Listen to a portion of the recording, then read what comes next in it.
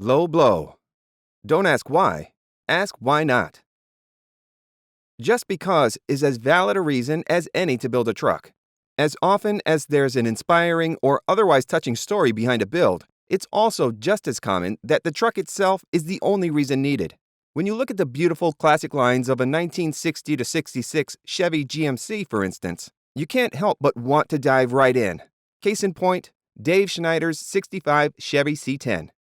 The truck was an eBay find about a dozen years ago, and Dave's sole intention was to have a cool daily driver to tool around town in.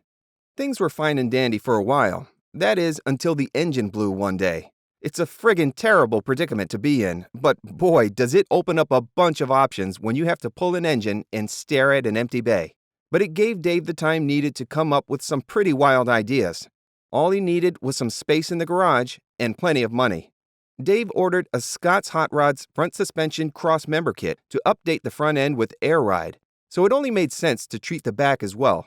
There were plenty of kits for him to choose from, but in the end, Porter built one out with its extreme drop member rear setup, which helped put the C10 flat on its belly, thanks to its included Firestone airbags and step notch.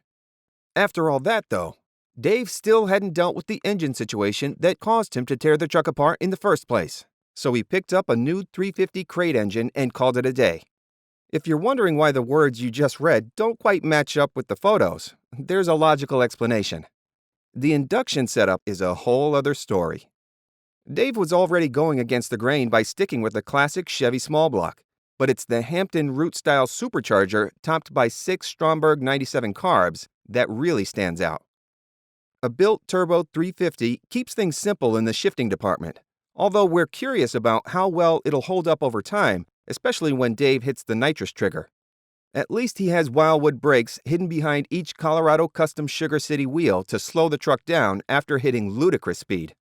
The interior of Dave's red Chevy definitely has some early drag racing influence, which makes sense considering the general hot roddiness of the Strombergs and early GMC-based blower sitting directly in front of the cab. The Speedway Motors bomber-style seats, which were made a bit comfier thanks to padding stitched by the Custom Stitching Company, really stand out as the centerpiece of the interior. The rest is pure hot rod as well, with a 14-inch steering wheel, moon tachometer, and even a vintage-style aftermarket turn signal assembly mounted on the original steering column. And guess what? No radio for Dave, because he wouldn't be able to hear it over the sound of the supercharger and carbs anyway. Overall, we think he's made some pretty solid, if not a little crazy, choices for his truck. But that's the beauty of doing it just because. Text by Mike Self. Photos by Brian Good.